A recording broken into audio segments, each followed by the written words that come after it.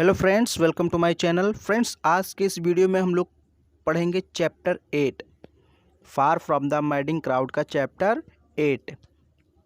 Chapter 7 तक हम लोगों ने पढ़ लिया है। ओके, तो चैप्टर 8 का नाम है हमारे the malt house the chat news. Okay, तो पिछले वीडियो में हम लोगों ने पढ़ा था कि गैब्रिएलो कहाँ जा रहा था? माल्ट हाउस, वैरन के माल्ट हाउस में जा रहा था। तो अब वहाँ पर वो जब पहुँचता है तो वहाँ पर कुछ चैट होती है। ओके, कुछ बातचीत होती है। माल्ट हाउस में लोग शराब पीते हैं और वहाँ पर हंसी मजाक करते हैं, अपना एंजॉय करते हैं। उनको एक खबर भी मिलती है वहीं पर, न्यूज़। तो वो सारी चीज़ें क्या हैं हम लोग इस चैप्टर में पढ़ेंगे। मैं आपको बता दूं कि जो चैप्टर है चैप्टर 8 ये थोड़ा सा बड़ा है। मैं कोशिश करूँगा कि एक ही वीडियो में इसको बनाऊँ। ओके, एक ही वीडियो में समाप्त कर दूँ तो ज़्यादा ठीक रहेगा। हालांकि थोड़ा सा आपको ज़्यादा देर तक रहना पड़ेगा, पढ़ना पड़ेगा। चलिए शुरुआत करते हैं।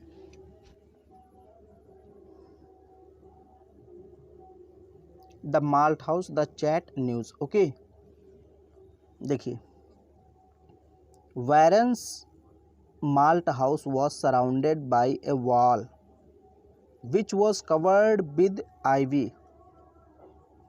देखिए, 1 मिनट। वैरन्स माल्ट हाउस यानी वैरन नाम का जो वृद्ध व्यक्ति था उसके पास एक शराब खाना था, उसी का नाम था माल्ट हाउस। ओके, तो वैरन का जो माल्ट हाउस था वो था सराउंडेड, घिरा हुआ, बाय ए वॉल, एक दीवार के द्वारा, यानी कि ऐसे घिरा हुआ था। ओके, एक दीवार के द्वारा उसका माल्ट हाउस घिरा हुआ था। विच वॉज कवर्ड विद आईबी, और वो दीवार किससे कवर की गई थी? आईबी के द्वारा, यानी आईबी का मतलब होता है लताएं। ओके, बेल की लताएं, आप बेल कह सकते हैं। आप लताएं कई प्रकार की होती हैं। ओके, जैसे गांव में अक्सर कद्दू की लताएं होती हैं, तरोई की, या फिर भिंडी की, सेम की। ओके, इन सब की लताएं होती हैं। तो ऐसे कोई लता होगी, आई थिंक वहाँ पर आईबी का मतलब होता है लता। दीवार पर लताएं लसी हुई थी, आप कह सकते हैं। पूरी दीवार उससे ढकी हुई थी और उन दीवारों से इसका जो माल्ट हाउस था वो घिरा हुआ था, यानी चारों तरफ दीवारें थी। Okay, it consisted of A thatched roof. क्या कह रहा है? It consisted of A thatched roof with A small wooden लालटेन फिटेड एट द टॉप, यानी कि इसकी जो छत थी वो छप्पर की थी, आप खपरेल की बोल सकते हैं। देखिए, यहाँ पर लिखा है इट कंसिस्टेड, यानी इसके पास थी, किसके पास? जो माल्ट हाउस था उसके पास क्या था? ए थैच्ड रूफ। थैच्ड रूफ का मतलब होता है छप्पर, या फिर आप खपरेल वाला जो छत होता है उसको बोल सकते हैं। ओके, तो यानी कि वो जो माल्ट हाउस था उसका छत कैसा था? छप्पर का था या फिर खपरेल का था। विद ए स्मॉल वुडन लालटेन फिटेड, और उसमें एक लकड़ी की लालटेन फिट की गई थी, मतलब टंगी हुई थी। एट द टॉप, ऊपर, यानी छत पर एक लकड़ी की लालटेन लगी हुई थी। अब उस समय भाई बिजली वगैरह नहीं होगी, लाइट वगैरह, तो लालटेन जलता होगा, जो भी मिट्टी का तेल है, जो जिस चीज़ से भी वो जलाते होंगे, तो वो छत के ऊपर, यानी कि उसी आप कह सकते हैं खपरेल में लगी हुई थी लकड़ी की लालटेन। ओके, आगे है Oak heard voices inside the malt house. जब ओक माल्ट हाउस के पास पहुंचता है तो उसको कुछ आवाज़ें सुनाई देती हैं जो कि माल्ट हाउस के अंदर से आ रही थी। ओके, वही लिखा है Oak heard voices inside malt house. He smelt, उसको स्मेल है, यानी उसको हम कह सकते हैं उसने सूंघा। ओके, अ न्यू माल्ट, एक नई शराब। When he stepped in the malt house, जब वो माल्ट हाउस में प्रवेश करता है, यानी कि एक प्रकार से उसको सुगंध आई। ओके, गंध आई या सुगंध आई, कुछ भी आप बोल सकते हैं। जब वो माल्ट हाउस में प्रवेश करता है तो उसको कौन सी सुगंध आती है? एक नई शराब की। लिखा क्या है? देखिए, he smelt a new malt. New malt का मतलब नई शराब की गंध आई उसको। When he stepped into malt house, जब वो माल्ट हाउस में प्रवेश करता है। ओके, फिर है the faces inside the malt house. The faces मतलब चेहरे inside the malt house, malt house के अंदर, वर नॉट वेरी, अब इतना याद रखना, the faces inside the malt house were not very, the faces inside the malt house were not very distinctly visible, यानी कि लोगों के चेहरे अंदर स्पष्ट दिखाई नहीं दे रहे थे। ओके, जो लोग अंदर थे, अंदर मतलब थोड़ा सा धुंधला था, बिकॉज अब रात का समय था तो लालटेन जल रही थी। ओके, तो वहाँ पर चेहरे लोगों के स्पष्ट दिखाई नहीं दे रहे थे, वही यहाँ पर बोला गया है। द फेसेस, यहाँ पर मैं फिर से इसको खोल देता हूँ। Okay, the faces inside the malt house, malt house के अंदर चेहरे were not very distinctly visible, वो बहुत ही दृश्य नहीं थे, स्पष्ट रूप से दृश्य नहीं थे, यानी कि दिखाई नहीं दे रहे थे। फिर है इन वन कॉर्नर, एक कोने में, there was a bedstead, एक आप कह सकते हैं एक चारपाई थी। बेड स्टीड का मतलब चारपाई। ओके, एक कोने में चारपाई पड़ी थी, विद बेड ऑन इट, जिस पर बिस्तर लगा हुआ था, मतलब कुछ भी आप गद्दा वगैरह बिछाया हुआ था, जो भी कुछ कह लीजिए।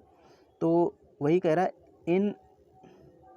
इन वन कॉर्नर, एक कोने में, there was a bedstead, एक चारपाई पड़ी हुई थी, with a bed on it, जिस पर बिस्तर लगा हुआ था, and a very old mug, और एक बहुत पुराना मग, मग आप लोग जानते हैं पानी वगैरह पीने के लिए, कहीं कहीं इसको जग बोला जाता है, मग बोला जाता है। Okay, and a very old, sorry mug नहीं है यार, मतलब मग भी इसमें आएगा अभी आगे, लेकिन यहाँ पर बेसिकली है man. Okay, and a very old man, और एक बहुत ही वृद्ध आदमी, was found sitting over it, इस पर बैठा हुआ पाया गया। वाज फाउंड का मतलब पाया गया, सिटिंग बैठा हुआ, ओवर इट इस पर, यानी गैब्रियल लोग जब अंदर प्रवेश करता है तो उसको पहले कुछ गंध आती है, नई शराब की आवाज़ें सुनाई पड़ती है, और कॉर्नर में उसको एक चारपाई दिखती है जिस पर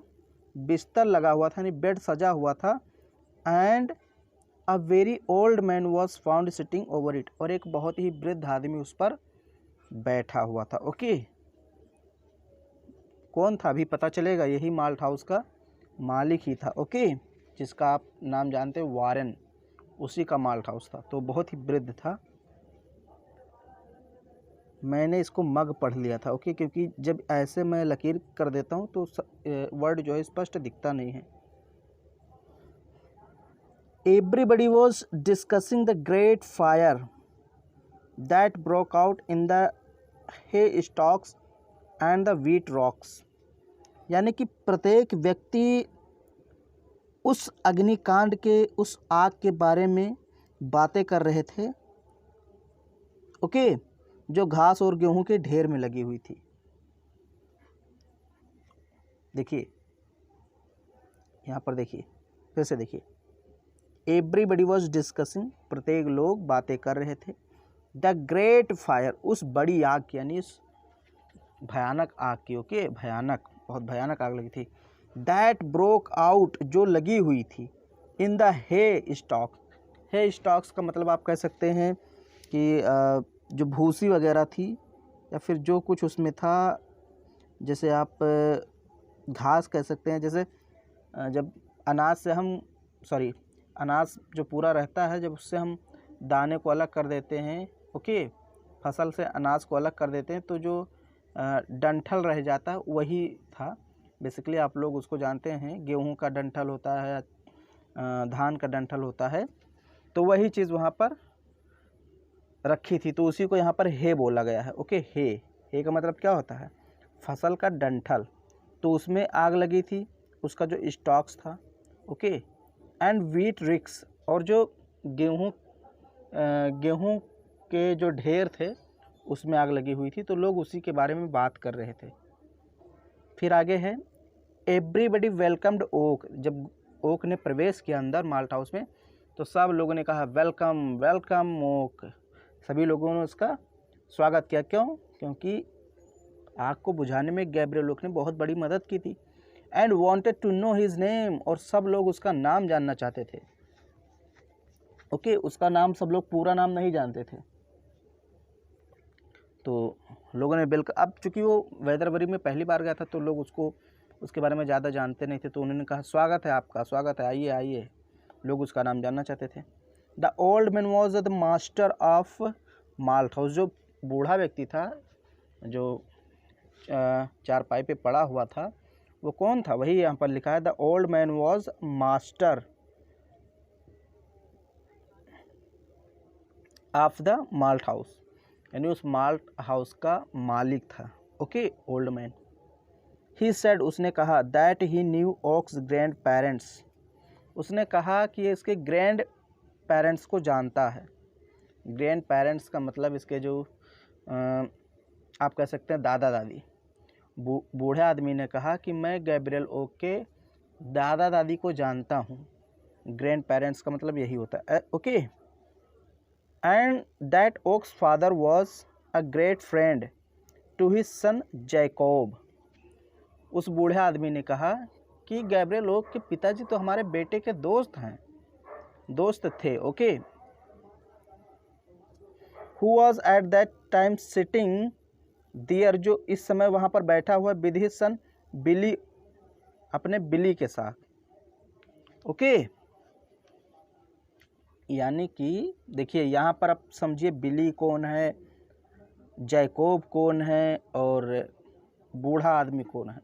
यहाँ तीन उसके वंश आ गए। देखिए, एक तो बूढ़ा आदमी था, समझिए बूढ़ा आदमी था। बूढ़े आदमी कौन थे, ये माल्ट हाउस के मालिक थे। इनका बेटा था जैकोब, और जैकोब का छोटा बेटा था, जैकोब का एक बेटा था कौन, बिली। ओके, ये है जैकोब। 1 मिनट, यहाँ सारी चीज़ें समझना बहुत ज़रूरी है। ये है जैकोब। ओके,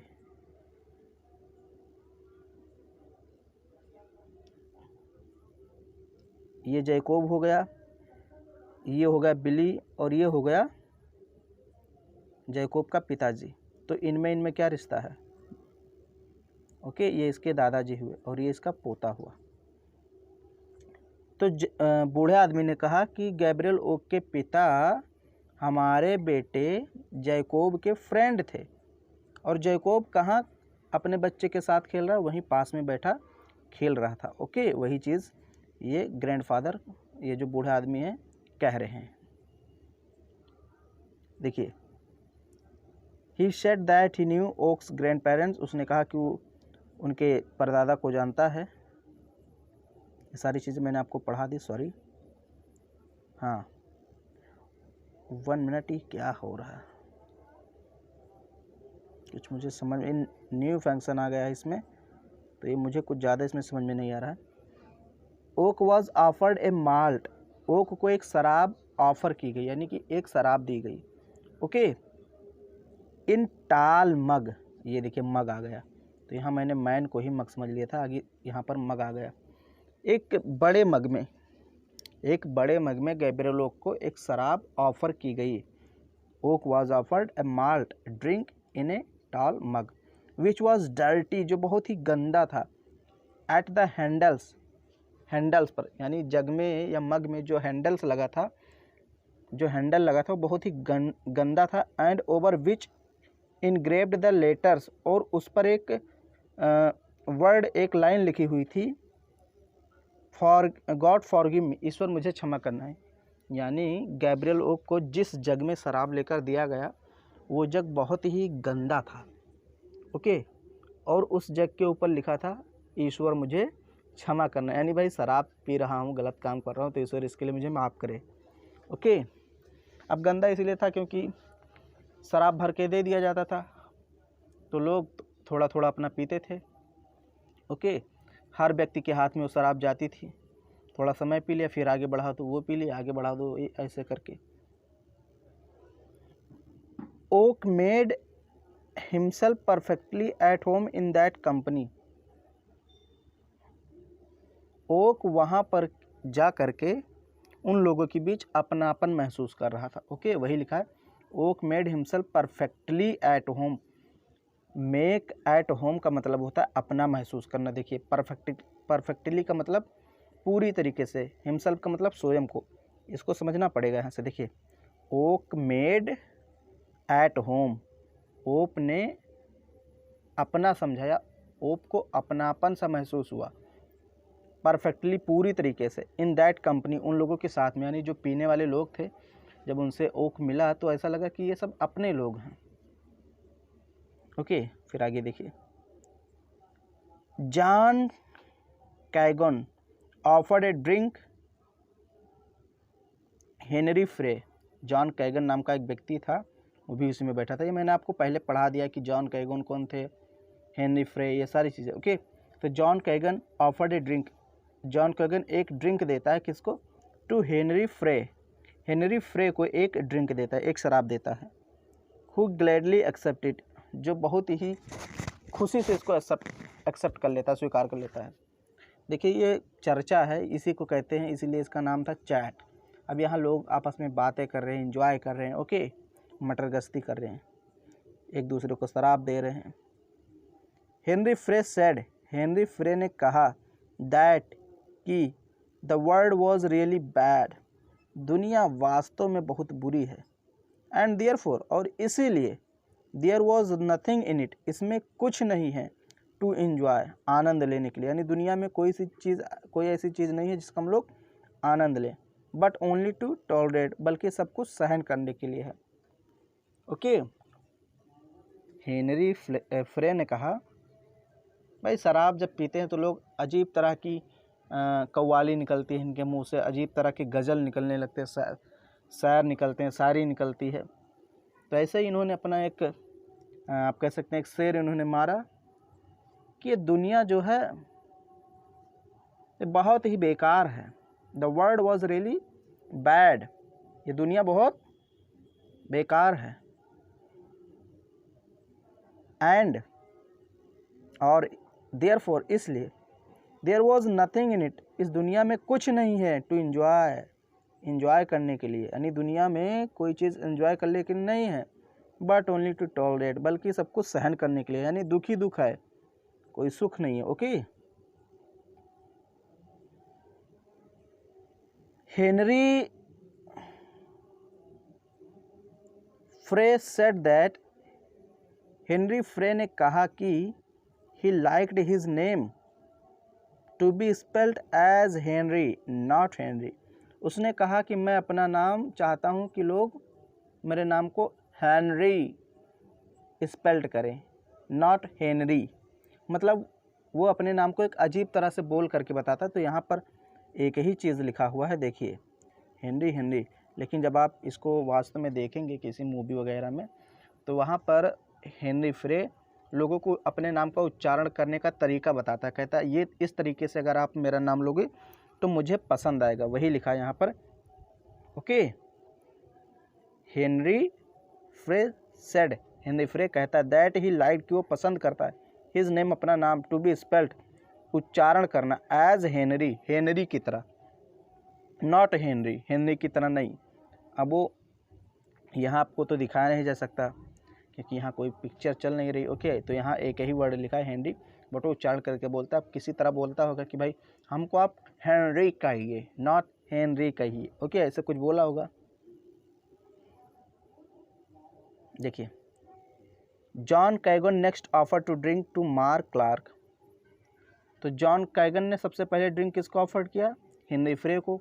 उसके बाद मार्क क्लार्क नामक व्यक्ति को ड्रिंक ऑफर करता है, मतलब ड्रिंक देता है। यानी कि मैंने बताया ना, मग में ड्रिंक आता था, एक जग में ड्रिंक आता था, तो लोग थोड़ा थोड़ा पी करके उसको पास किया करते थे दूसरों को। तो जॉन कैगन नेक्स्ट ऑफर, अगली बार ऑफर किया ए ड्रिंक, एक शराब, to Mark Clark, Mark Clark को, यानी मार्क क्लार्क को ड्रिंक दिया।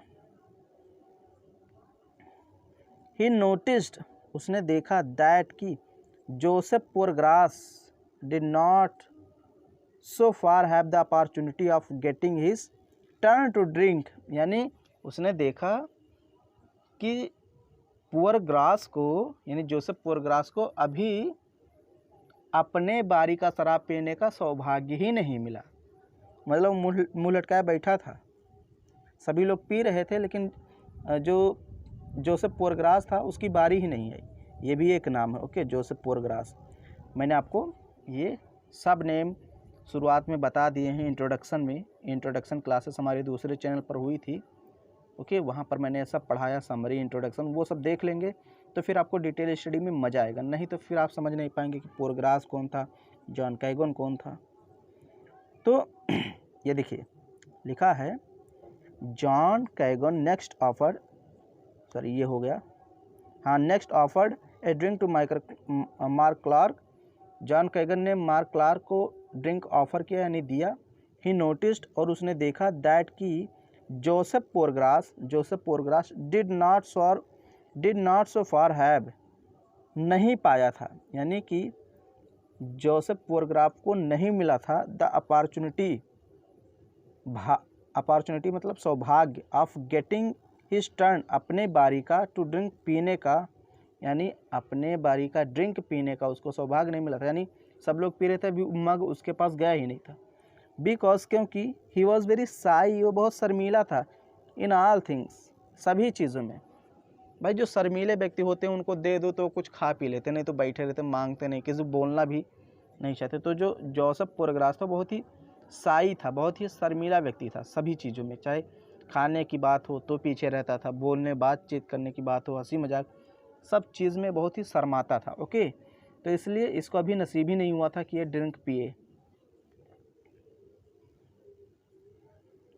पोरग्रास कन्फेस्ड, पोरग्रास ने स्वीकार किया, that he had been shy, कि वो शर्मीला है, फ्रॉम हिज वेरी चाइल्डहुड, अपनी एकदम बचपन से ही। उसने कहा हाँ मैं शर्मीला हूँ बचपन से।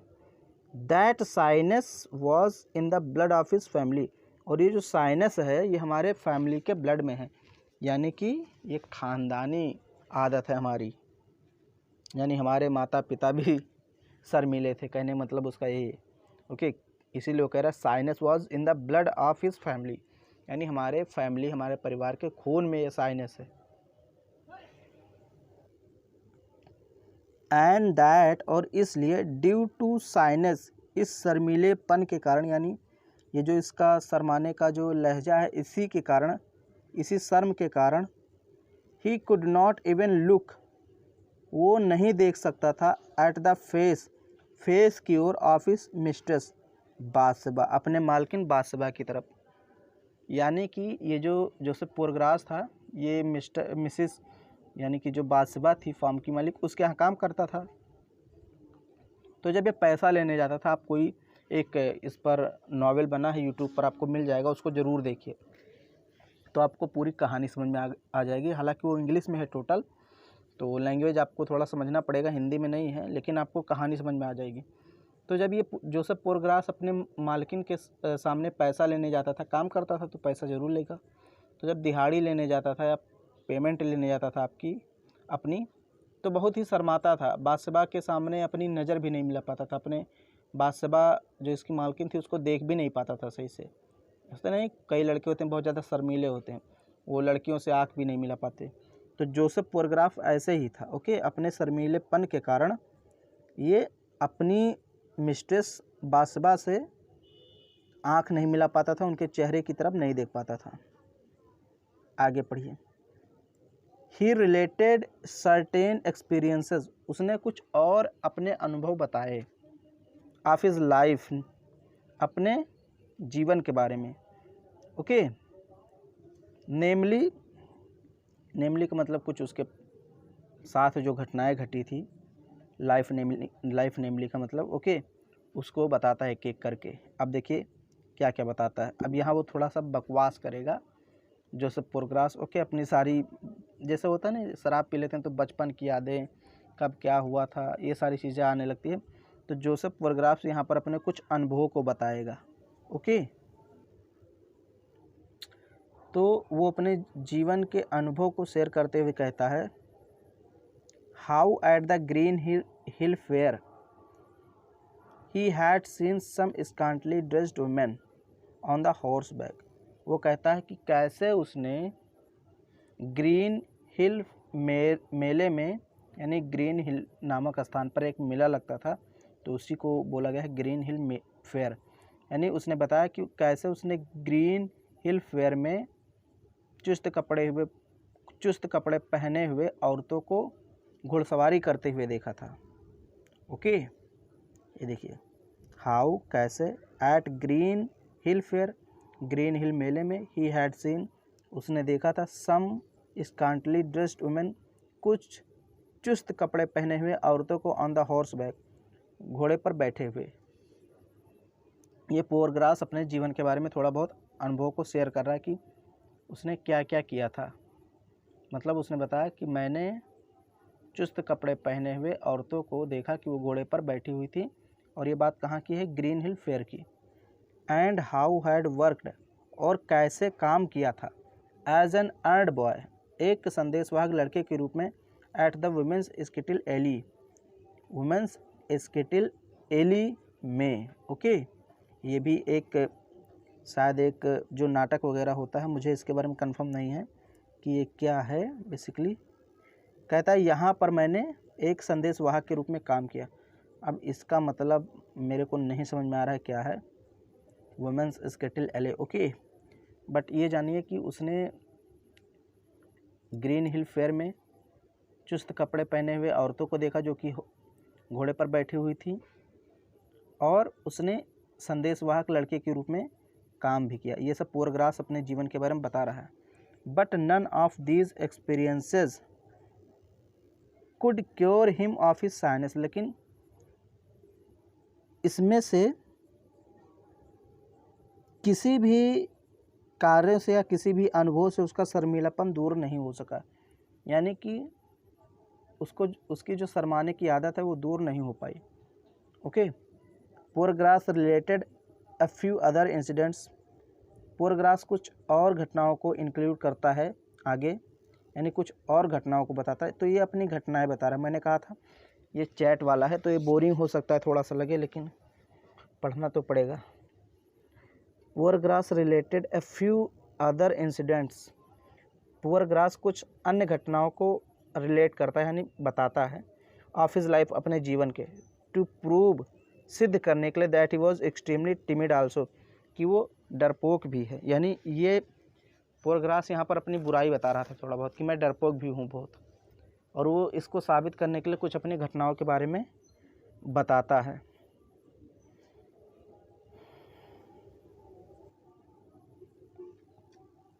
यहाँ पर इसका कोई मतलब नहीं। Okay, when he happen to lose his way in some forest, अब पोरग्रास अपनी एक घटना और बताते हुए कहता है कि एक बार जब मैं जंगल में जा रहा था तो मैं अपना रास्ता भूल गया था। ओके, कह रहा है कि मैंने कहा इसको काट दीजिए। Okay, when he was happen to lose, जब वो भूल गया था, हिज वे, अपना रास्ता, इन सम फॉरेस्ट, किसी जंगल में।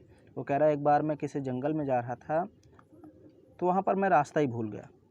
सम आउल वॉज हूटिंग, कुछ उल्लू मतलब वहाँ पर बोल रहे थे। ओके, कुछ उल्लू वहाँ पर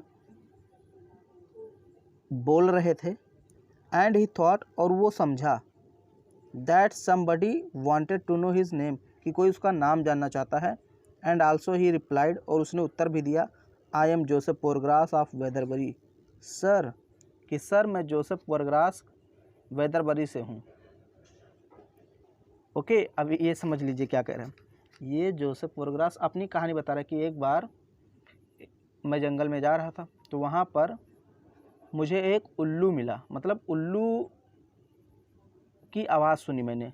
अब उल्लू कैसे बोलता है, वो जैसे बोलता है वैसे बोला होगा। तो जोसेफ पोरग्रास कहता मुझे लगा कि शायद कोई मुझसे मेरा नाम पूछ रहा है, यानी ये डरा हुआ था। अब सोचिए, इसको उल्लू और इंसान के आवाज़ में फ़र्क नहीं दिखाई पड़ा।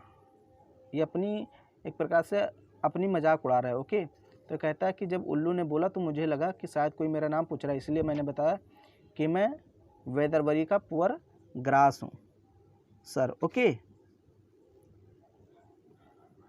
ऑफ कोर्स, वास्तव में पोरग्रास डिनाइड, पोरग्रास ने मना कर दिया, इनकार कर दिया, that he addressed the owl as sir, कि उसने उल्लू को सर कहा था। यानी कि बाद में पोरग्रास ने कहा कि हालांकि मैंने उल्लू को सर नहीं कहा था, लेकिन मैं डर गया था और मैंने कहा कि मेरा नाम जोसेफ पोरग्रास है और मैं बैदरबरी से हूँ। तो ये एक और घटना अपनी बताता है। ओके, फिर आगे है, अब ये एक और घटना अपनी बताता है। वन अनदर ओकेजन, एक और अवसर या फिर घटना कह लीजिए। When the lambing down gate was close, जब लैम्बिंग डाउन गेट बंद होने वाला था। And he could not pass, और ये पास नहीं हो पाया यानी जा नहीं पाया, उस पार, गेट के उस पार नहीं हो पाया। थ्रो इट, इसके यानी इस गेट के उस पार नहीं हो पाया। इट फेयर्ड, तो ये डर गया। That it must be some devil, कि ये कोई राक्षस ही है, कोई दानव ही है। हु वॉज ऑब्स्ट्रकिंग हिज वे, जो उसका रास्ता रोक रहा है। एंड देयरफॉर, और इसलिए, ही एट वंस नेल्ड डाउन, इसलिए वो तुरंत झुक गया। एंड प्रेड, और प्रार्थना करने लगा। बिफोर द गेट, गेट के सामने। In order to deliver him from the devil, कि उसको इस डेविल से बचा लिया जाए, इस राक्षस से या दानव से बचा लिया जाए। अब यहाँ पर एक घटना और पोरग्रास कहता है कि एक बार मैं कहीं जा रहा था, जहाँ कहीं भी उसने बताया होगा, तो कह रहा था एक रास्ते में एक गेट पड़ता है जिसका नाम है लैम्बिंग डाउन गेट। तो वो गेट बंद था। तो पोरग्रास कहता है कि मुझे लगा कि शायद वो गेट एक राक्षस ने बंद कर दिया है। मैं बहुत डर गया और मैंने सोचा कि शायद वो मेरा रास्ता रोकना चाहता है, इसलिए मैं गेट के सामने झुक करके गेट से प्रार्थना करने लगा कि हे गेट, तुम जल्दी से खुल जाओ, मुझे इस राक्षस से बचाओ। तो अपनी कहानी बता रहा है ऐसे मस्ती। ओके, मस्ती में लोग क्या बोलते हैं, अभी आप देखिए, जब लोग शराब पीते हैं ना, तो तमाम तरह के अपने प्यार मोहब्बत की कहानियाँ सुनाते हैं, फिर कोई अपने भूत बैताल की कहानी सुनाता है, तमाम तरह की। तो वही चीज़ यहाँ पर हो रही है, इसमें कोई इम्पोर्टेंट चीज़ नहीं, बस आपको थोड़ा सा इसे पढ़ते जाना है। अब देखिए, व्हेन गैब्रियल वांटेड, जब गैब्रियल ने चाहा, टू नो, जानना, समथिंग अबाउट बासबा, बासबा के बारे में कुछ। जब गैब्रियल ने लोगों से कुछ बासबा के बारे में जानना चाहा। Who was the mistress of the Poorgrass, जो कि पोरग्रास की मिस्ट्रेस थी। जॉन कैगन की मिस्ट्रेस थी। हेनरी फ्रे की मिस्ट्रेस थी। एंड अदर्स, और अन्य की, यानी कि इन सभी की मालिक थी कौन, बासबा। तो गैब्रियल लोग उसके बारे में कुछ जानना चाहता था कि ये कैसे यहाँ पर आई और कैसे ये मतलब मिस्ट्रेस बन गई, ये इसको जानना चाहता था। ही could not gather much information about her, लेकिन वो उसको जानकारी बहुत ज़्यादा नहीं मिली। ओके, बहुत ज़्यादा जानकारी वो इकट्ठी नहीं कर पाया, यानी कि उसको बहुत ज़्यादा उस लड़की के बारे में यानी बासबा के बारे में पता नहीं चला।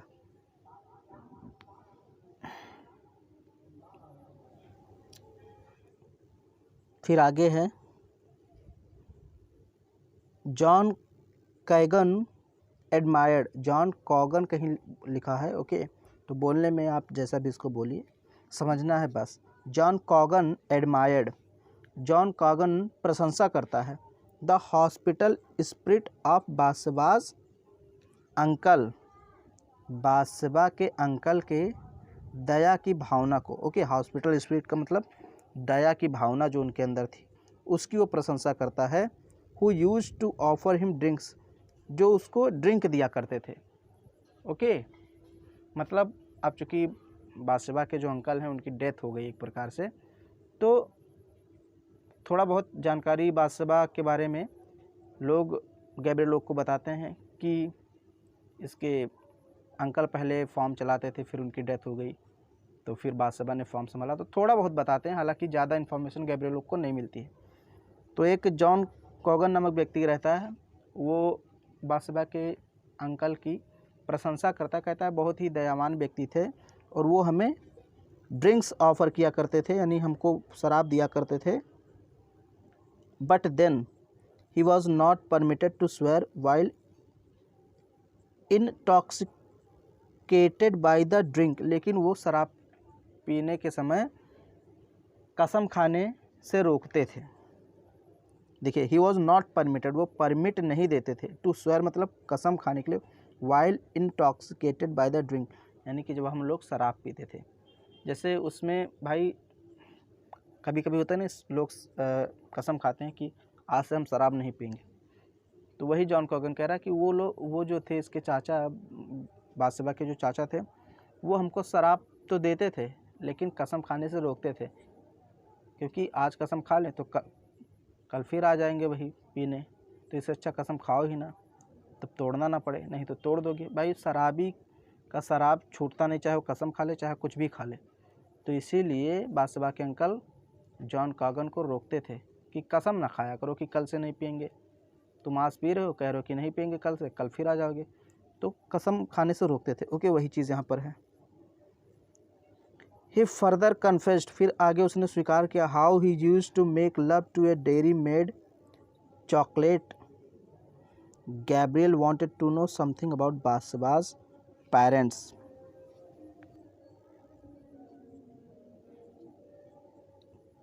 मैं भूल जाता हूँ कहाँ पढ़ा रहा था। ही फर्दर कन्फेस्ड, आगे वो स्वीकार करता है, हाउ कि कैसे, he used to make love, वो प्यार करता था, to the dairy maid Charlotte, यहाँ शॉर्लेट लिखा है। ओके, इसको कहीं कहीं शार्लेट बोलते हैं, मैंने चॉकलेट इसको पढ़ लिया था, चॉकलेट नहीं शार्लेट है। ये मैं ऐसे कर देता हूँ ना तो मुझे दिखाई नहीं पड़ता, तो उसके लिए सॉरी, कभी कभी वर्ड को मैं गलत बोल देता हूँ।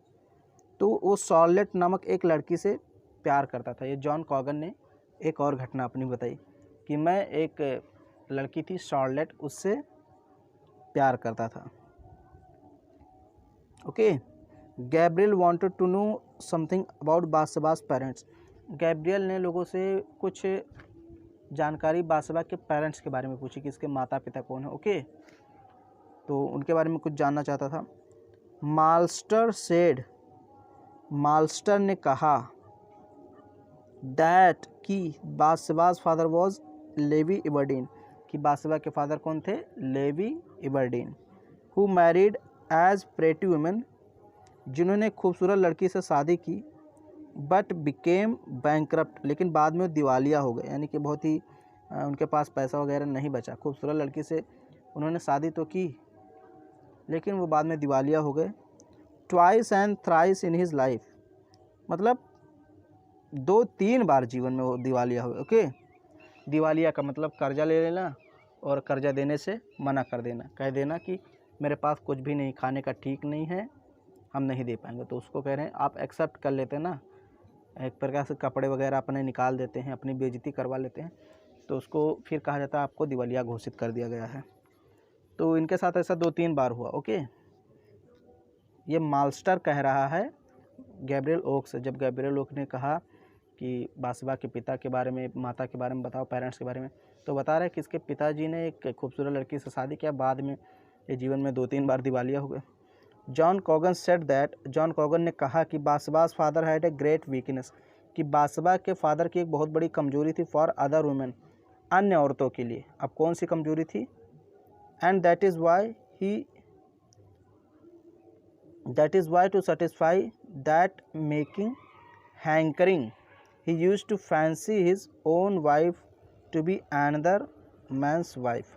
देखिए, इनके पिताजी की एक आदत थी कि अपने पत्नी के होते हुए भी दूसरे लड़कियों को रखते थे, दूसरे महिलाओं को रखते थे, और अपनी पति को भी दूसरी औरतों के समान रखते थे।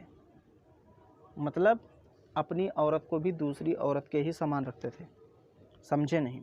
यानी अपनी औरत को रखते हुए भी दूसरे औरत से संबंध बनाते थे, और अपनी औरत को भी दूसरे औरतों के ही समान समझते थे कि वो भी जाए दूसरों से संबंध बनाए। ओके, वही चीज़ यहाँ पर कह रहा है, ये इनकी एक कमजोरी थी। He use to fancy his own wife, देखिए, he use to fancy his own wife, अपने खुद की वाइफ को, to be another man's wife, एक दूसरे व्यक्ति की वाइफ की तरह समझते थे। दूसरे व्यक्ति की वाइफ को अपने वाइफ की तरह समझते थे, वो जो चलो थोड़ा बहुत ठीक भी है, लेकिन अपनी वाइफ को दूसरे की वाइफ की तरह समझते थे। ओके, ऑफ कोर्स वास्तव में later in his life he followed a virtuous life, हालांकि इनका जो आगे का जीवन था वो अच्छे से बीता। वर्चुअस लाइफ का मतलब अच्छे से इनका जीवन बीता, इनके पिताजी का। ये सब जॉन कॉगन बता रहा है गैब्रियल ओक से, किसके बारे में? बादशाह के पिताजी के बारे में।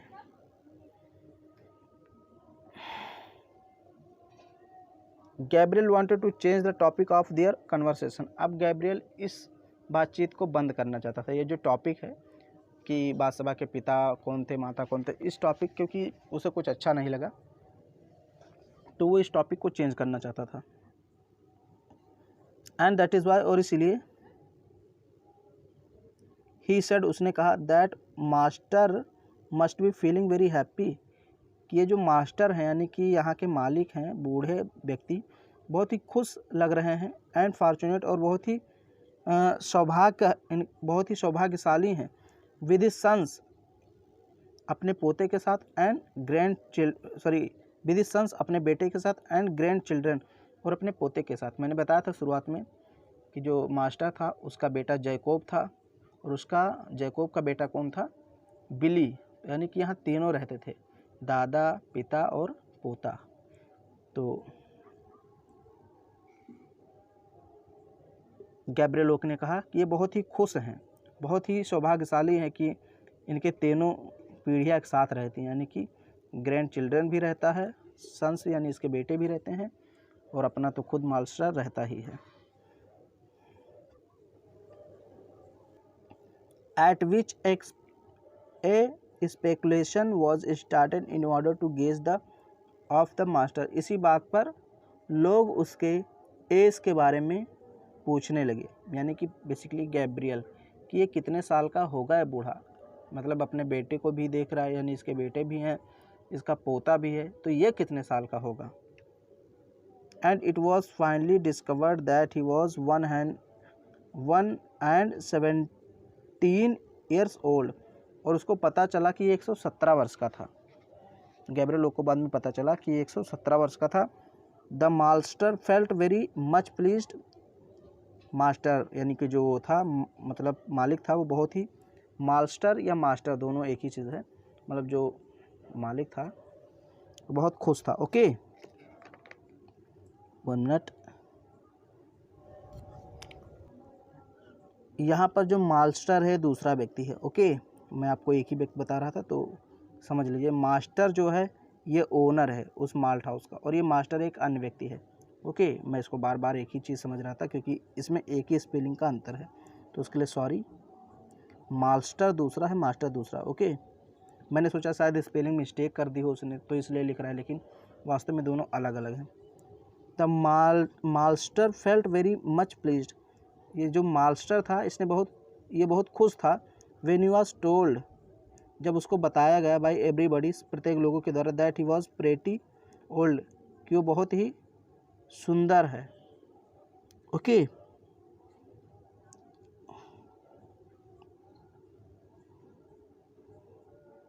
व्हेन द मास्टर सेड, जब मास्टर ने कहा, that the malt mug was 3 years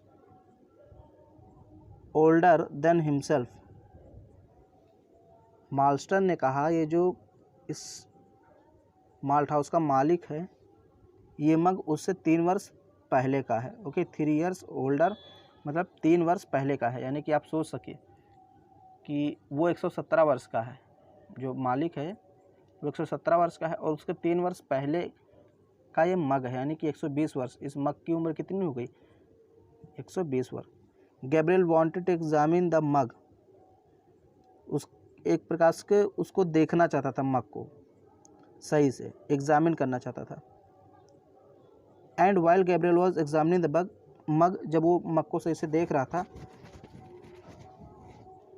his flute was discovered by the people sitting around him, तो लोगों ने उसके बांसुरी को देख लिया। जब वो मग को सही से देख रहा था, एग्जामिन कर रहा था, उसका परीक्षण कर रहा था कि 120 वर्ष का देखें कैसे है, तो लोगों की निगाह उसके फ्लूट पर यानी बांसुरी पर चली गई, जो गैब्रियल ओक रखे हुए था अपने पास में। सम ऑफ देम रिकॉग्नाइज्ड, उनमें से कुछ लोगों ने उसको पहचान भी लिया कि अरे ये तो गैब्रियल ओक है। As the same man who had, ये तो वही आदमी है जिसने प्लेड बजाया था, अपॉन द फ्लूट, बांसुरी को, at the Casterbridge fair, Casterbridge मेले में। लोगों ने कहा ये तो वही आदमी है जिसने कैस्टरब्रिज मेले में बांसुरी बजाई थी। When Gabriel was intreated to play on the flute, जब गैब्रियल ओक को बार बार कहा गया लोगों के द्वारा कि ये बांसुरी बजाओ और सुनाओ, ही गेव 1 परफॉर्मेंस, तो उसने एक परफॉर्मेंस दी, यानी एक कार्यक्रम प्रस्तुत किया, एक गीत गाया, कुछ भी कहीं से। Which was very much appreciated by all, जिसकी लोगों ने बहुत ज़्यादा प्रशंसा की. But then Mark Clark remarked like an, देखिए बट लेकिन, देन तभी, Mark Clark remarked, Mark Clark ने टिप्पणी की, लाइक एन आउल, एक उल्लू की तरह, because he was playing on the flute disfigured his face. देखिए यहाँ पर एक बार फिर से समझ लीजिए. बट लेकिन, देन तभी, Mark Clark remarked, Mark Clark ने टिप्पणी किया, क्या किया, लाइक एन आउल, एक उल्लू की तरह, बिकॉज, क्योंकि, playing on the flute disfigured his face, उसका फिगर बन गया था, उसका जो चेहरा था उसका डिजाइन कैसे बन गया था जब वो बांसुरी बजा रहा था, उल्लू की तरह, जैसे उल्लू नहीं होता है, ओके, तो वैसे गैब्रियल लोक का चेहरा बन गया था. ये कौन कह रहा है, ये मार्क क्लार्क ने टिप्पणी की. लोगों ने प्रशंसा की, ताली बजाई, तो मार्क क्लार्क जो था वो टिप्पणी करते हुए कहता, अरे छोड़ो, उसका मुंह तो एकदम उल्लू की तरह बन गया था जब वो बजा रहा था. ओके. बट पोरग्रास सेड, लेकिन पोरग्रास ने कहा, दैट गैब्रियल वॉज हैंडसम, कि गैब्रियल बहुत हैंडसम है, हैंडसम पर्सन मतलब हैंडसम व्यक्ति है. फॉर विच कंप्लेंट गैब्रियल्स थैंक्ड पोरग्रास, और इस पर गैब्रियल लोक ने पोरग्रास को धन्यवाद दिया. जब पोरग्रास ने कहा गैब्रियल लोक तो बहुत सुंदर है, तो गैब्रियल लोक ने उसको धन्यवाद दिया. The maltster did not like to participate in such talks, maltster जो था वो ऐसी चीज़ों में पार्टिसिपेट नहीं करता था, यानी ऐसी बातों को नहीं सुनना पसंद करता था. एंड सो, इसलिए he talked about his younger days, इसलिए वो अपने जवानी के दिनों के बारे में बात करने लगा. जो मास्टर था, मास्टर नहीं सुनिएगा, मास्टर है जो एक व्यक्ति था, ओके, तो उसको ये सारी बातें नहीं पसंद थी, तो वो अपने जवानी के दिनों को याद करने लगा. व्हेन पीपल यूज्ड टू से, जब लोग कहा करते थे, दैट कि ही एंड हिज वाइफ, वो और उसकी पत्नी, फॉर्म्ड ए लवली कपल, बहुत ही सुंदर कपल है, यानी बहुत ही अच्छे कपल हैं.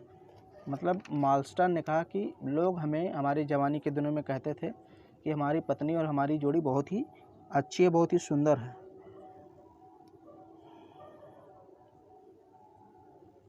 One of the old persons in the malt house, malt house का एक और बूढ़ा व्यक्ति, रिमार्क, टिप्पणी करता है, यानी कि उसी में एक बूढ़ा व्यक्ति था, वो भी टिप्पणी करता है, दैट कि the master had suffered a good deal of change in his appearance. उसने कहा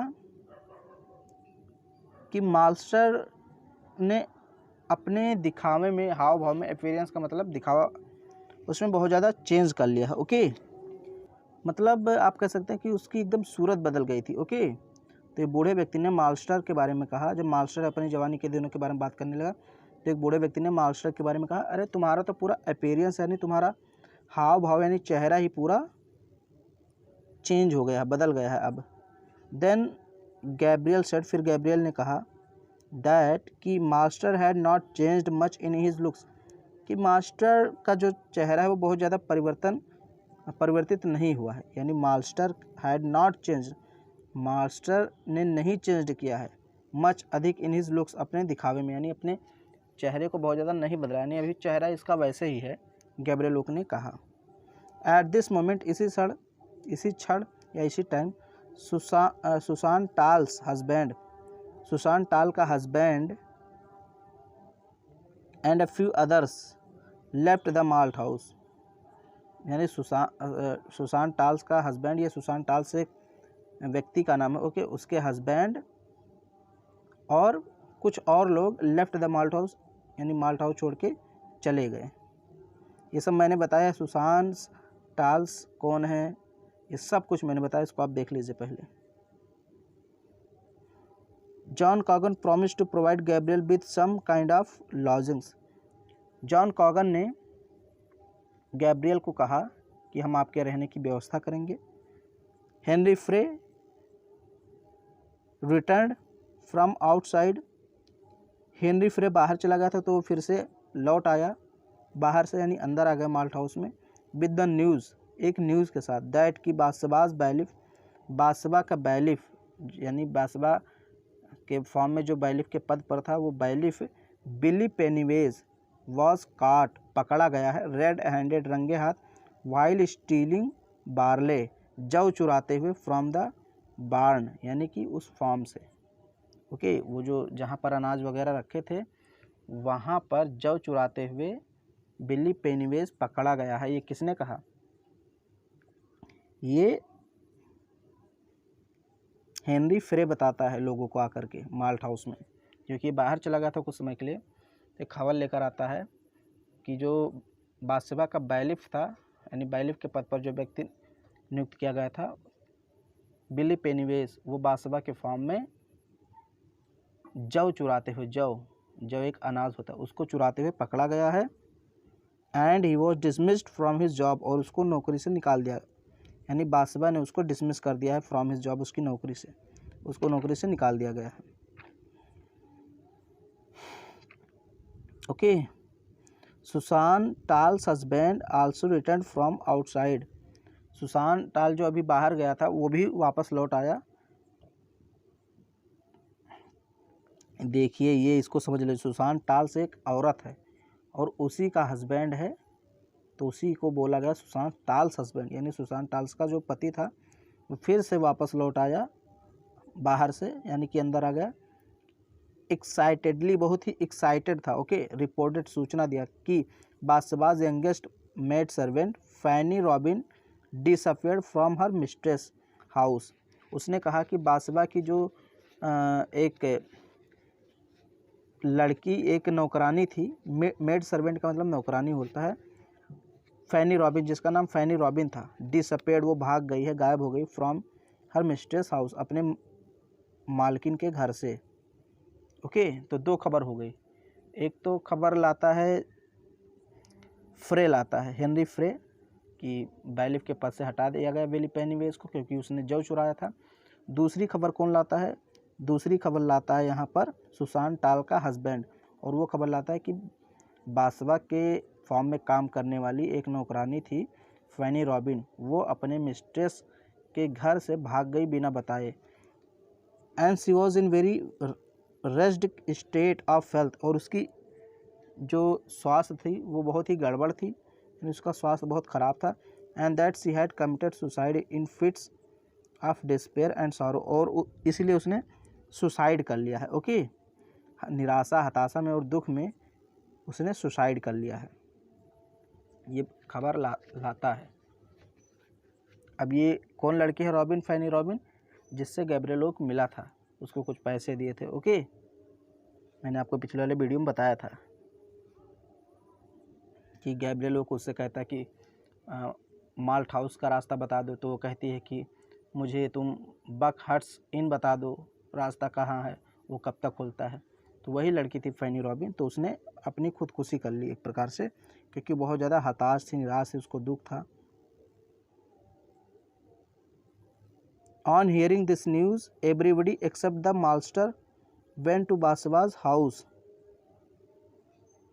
देखिए, ऑन हियरिंग दिस न्यूज़, इस न्यूज़ को सुन करके एवरीबडी, सभी लोग, एक्सेप्ट मास्टर, मास्टर को छोड़ करके, यानी जो मास्टर नामक व्यक्ति था इसको छोड़ करके सभी लोग वेंट टू बादशाह's हाउस, बादशाह के घर गए, to verify the two report news, इन दोनों रिपोर्टों को जांच करने के लिए, यानी कि क्या दोनों समाचार सही है।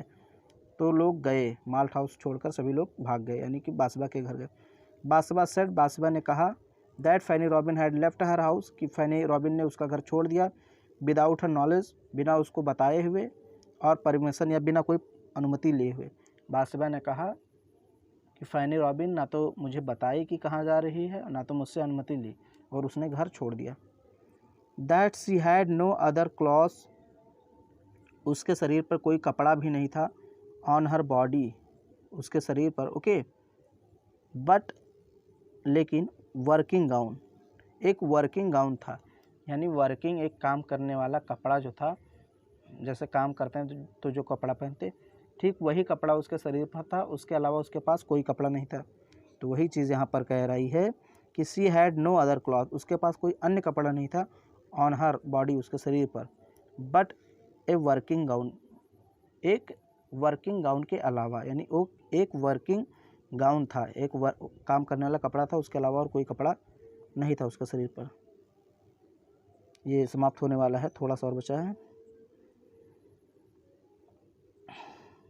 That she carried A bundle of things, उसने चीज़ों का एक गट्ठर भी अपने साथ ले गई है, यानी फैनी रॉबिन अपने साथ चीज़ों का एक गट्ठर ले गई है, कुछ कपड़े लत्ते उसमें जो भी होंगे, इन हर हैंड्स, अपने हाथों में, एंड दैट, और इसलिए she had a soldier lover at Casterbridge, और उसका एक लवर भी है कैस्टर ब्रिज में, जो कि सिपाही है, यानी उसका एक लवर भी है, प्रेमी भी है, जो कि सिपाही और कैस्टर ब्रिज में एक सेना के रूप में काम करता है। Whose name she did not know, हालांकि वो उसका नाम नहीं जानती। ये सब बासबा कह रही है। जब लोगों ने पूछा कि फैनी रॉबिन कैसे मरी, कैसे सुसाइड की, तो उसने बताया कि वो बिना बताए मेरे घर से चली गई, उसके शरीर पर एक काम करने वाला कपड़ा था, उसके सिवाय कुछ नहीं था, उसका एक लवर भी है, प्रेमी भी है, जो कि सेना में है, लेकिन मुझे उसका नाम नहीं पता। Okay. Bathsheba asked her men, Bathsheba ने अपने सभी आदमियों से कहा, to make a search for Fanny Robin, कि फैनी रॉबिन की खोज की जाए, व्हेन दे ऑल डिपार्टेड, जब वे अलग हों, यानी उसने कहा कि फैनी रॉबिन के बारे में पूरी जानकारी लाओ। Gabriel spend the night, Gabriel Oak ने रात गुजारी एट कॉगन्स प्लेस, कॉगन के स्थान पर, यानी जॉन कॉगन ने जहाँ कहीं भी व्यवस्था की गैब्रियल ओक के लिए, वहाँ पर उसने अपना स्थान, वहाँ अपना जो भी है किया, अपना पूरा आराम। ही थॉट ऑफ बासबा, उसने बासबा के बारे में सोचा, and in a little bit of dreaming about her, और उसके बारे में थोड़ा बहुत सपना भी देखा। He planned to fetch from Norcombe some of his utensils and books. He planned का मतलब योजना बनाई, टू फेच का मतलब लाने के लिए, ओके आप कह सकते हैं, फ्रॉम नॉरकॉम्बो, नॉरकॉम्बे से, यानी उसका नॉरकॉम्ब में घर था गैब्रियल ओक का, तो उसने कहा हम नॉरकॉम्बो में जाएंगे और वहाँ से लाएंगे, क्या लाएंगे, सम ऑफ हिज अटेंसिल्स, अपने कुछ बर्तन, एंड बुक्स, और किताबें। ओके, अब यहाँ किताबों का नाम दिया हुआ है, तो ये सारी किताबों के नाम हैं, तो इसको आप पढ़ लीजिएगा। ओके, तो ये किताबों का नाम मैं नहीं पढ़ाऊँगा आपको, यहाँ पर फिर देखिए, Gabriel had derived much greater knowledge than he ever could from other sources, Gabriel ने इन सारी किताबों से बहुत ज़्यादा नॉलेज प्राप्त किया। तो ये सारी बीच में किताबें दी हुई थी, तो उसका नाम मैंने आपको नहीं पढ़ा। तो ये आपका जो चैप्टर 8 था, कंप्लीट हो गया। बेसिकली ये बहुत ही बोरिंग चैप्टर था। इसमें क्या था कि आपस में सब लोग बातें करते हैं। ओके, माल्ट हाउस में फिर 2 घटना घटती है। एक तो होता है कि भाई बिली पेनीवेज जो बैलिफ के पद पर था, वो जो चुराते हुए पकड़ा गया, इसलिए बासबा ने उसको डिसमिस कर दिया उसके पद से। दूसरी घटना ये घटती है कि फैनी रॉबिन बहुत ही दयनीय दशा में थी और वो आत्महत्या कर लेती है, ऐसी खबर आती है। तो लोग ये खबर की पुष्टि करने के लिए बासबा के घर जाते हैं, फिर बासबा बताती है कि कैसे कैसे क्या हुआ। तो अगर वीडियो आपको पसंद आ रही है तो उसको लाइक कर दीजिए, शेयर कर दीजिए। चैनल पर पहली बार है तो चैनल को सब्सक्राइब कर लीजिए।